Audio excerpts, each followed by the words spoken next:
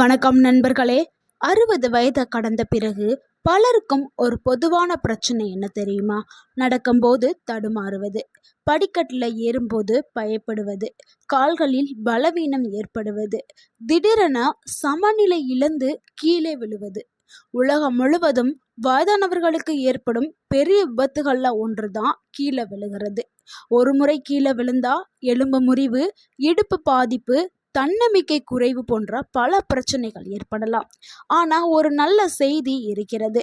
தினமும் வெறும் 15 முதல் 20 நிமிடங்கள் சில எளிய பயிற்சிகள் செய்தாலே உடல்ல பேலன்ஸ், ஸ்ட்ரென்த், ஃப்ளெக்சிபிலிட்டி மற்றும் கோஆர்டினேஷன் அதிகரிக்க ஆரம்பிக்கும்.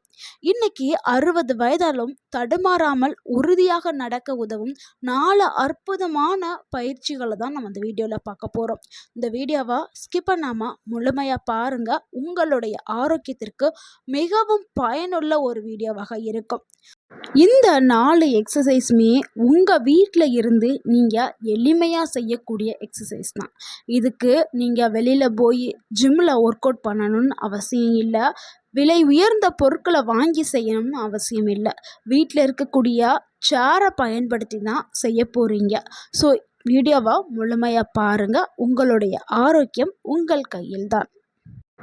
நீங்கள் நினைக்கலாம், இருக்கிறதுலையே உடற்பயிற்சி அப்படின்னா அது நடைப்பயிற்சி தானே நல்லது அப்படின்னு நினைக்கலாம்.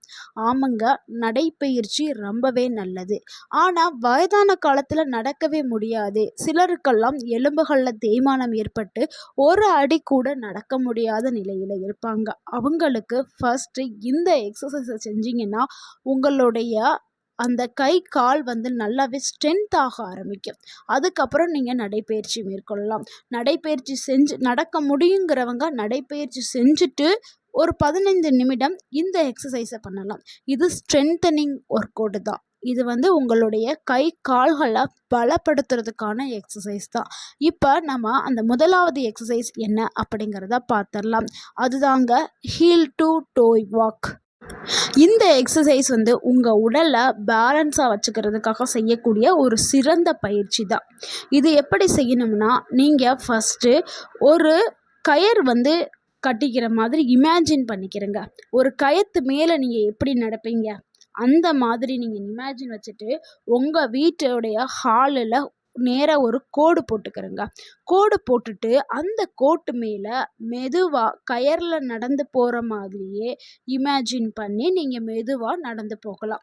ஏன்னா முதல் முறை பண்ணும்போது விழுகிறதுக்கான வாய்ப்பு இருக்குது. அதனால் நீங்கள் உங்கள் செவத்துக்கு பக்கத்தில் கோடை போட்டு ஒரு கையை செவற்றில் வச்சுக்கிட்டு நீங்கள் நடக்கலாம். ஸோ இப்படி நீங்கள் முதல் நாள் ப்ராக்டிஸ் பண்ணுங்கள்.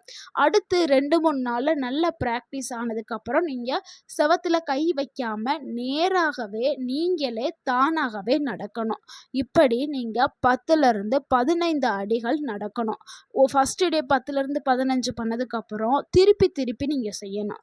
நாட்கள் ஆக ஆக நீங்கள் கவுண்டை இன்க்ரீஸ் பண்ணிக்கிறணும்.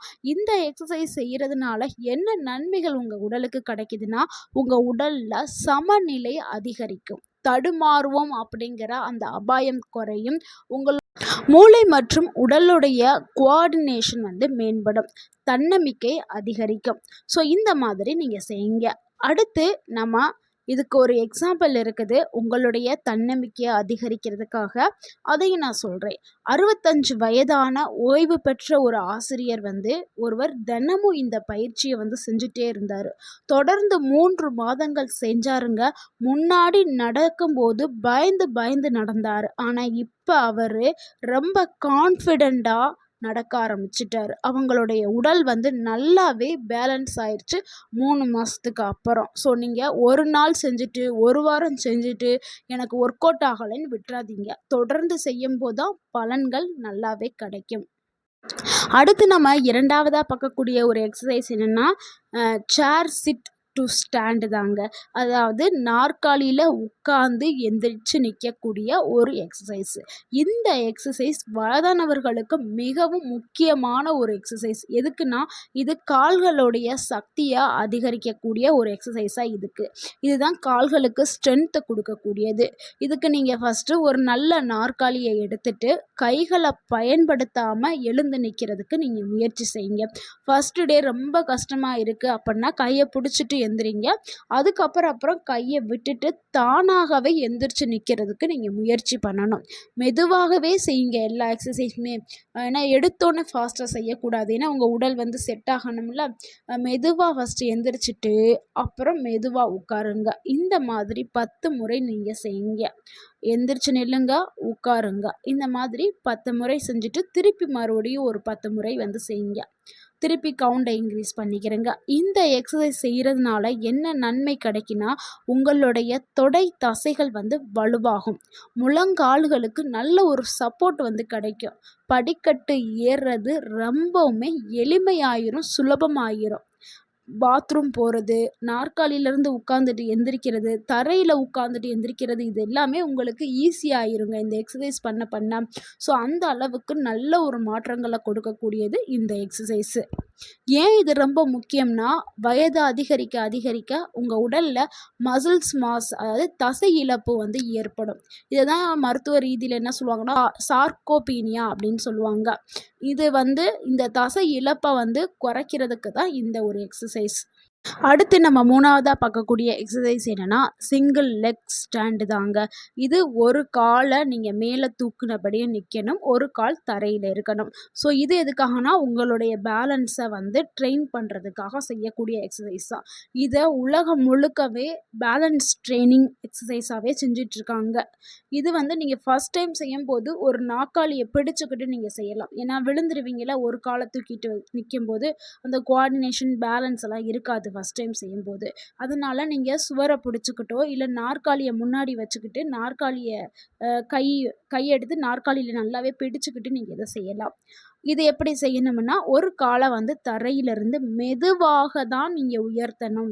ஸோ செய்யும்போது ரொம்ப மெதுவாகவே செய்யுங்க. மெதுவாக உயர்த்தி 10 வினாடிகள் வந்து காலை அப்படியே மடக்கி நில்லுங்க. இந்த இமேஜில் தெரியுதுல, அந்த மாதிரி செய்யுங்க.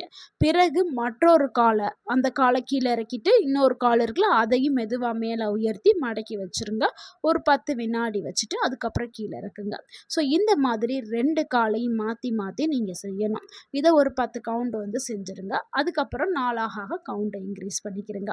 இந்த சிங்கிள் லெக் ஸ்டாண்ட் எக்ஸசைஸ் செய்கிறனால என்ன நன்மை கிடைக்கும்னா, உங்களுடைய உடல் பேலன்ஸ் வந்து மேம்படும்.